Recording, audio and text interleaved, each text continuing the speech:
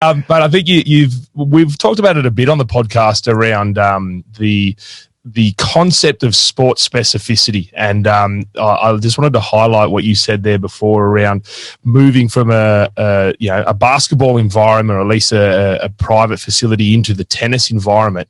And funnily enough, you didn't comment once around movement patterns or different techniques or methods or anything. Your biggest focus was actually culture.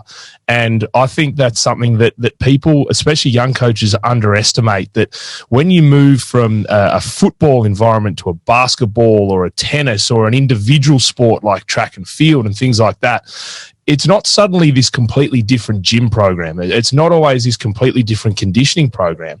It's actually culturally how you sell it, how you engage on it, and things like that. So I wanted to just touch on, before we went to the next question, around, did you prepare yourself for tennis in any way? You know, for coaches that might be shifting to a different sport, did you jump on YouTube and try and watch as much as you can? Did you talk to other athletes or friends that work in the community? How did you sort of prepare yourself for that culture change?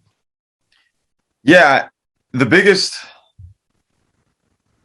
lesson that I was able to experience was the tennis experience itself. And growing up, I did martial arts, I did football, and I ran a little bit of track. Never did I compete in any racket sport or baseball or anything like that. So the rotational component of striking wasn't there outside of martial arts. So just playing tennis, I think, was something that helped me understand movement better. And I feel like if you truly want to understand a sport, play it.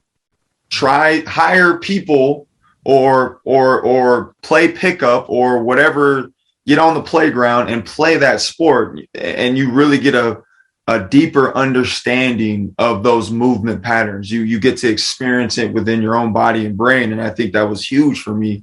I'd often ask her coach at the time to just hit some balls. Like, can you just get me on the tennis court and hit some balls and let me just feel what I'm supposed to feel. So those types of interactions really helped me understand the sport. And then, you can get on Amazon Prime and Google tennis specific training or anything like that. And there are a few titles that will come up, and you can take a deep dive into those as well. But the thing about those types of books is it's very general and broad. And if you already have a decent understanding and a kinesthetic intelligence of what's happening, the muscle by muscle books aren't really going to give you how you want to do your exercise selection and program design. It's just going to tell you, oh, this muscle is involved with these types of patterns. And we kind of already had an understanding of that. So having conversations with the player as well as the coach, as well as experiencing the sport, was something that was very, very important for me to understand how to train the sport.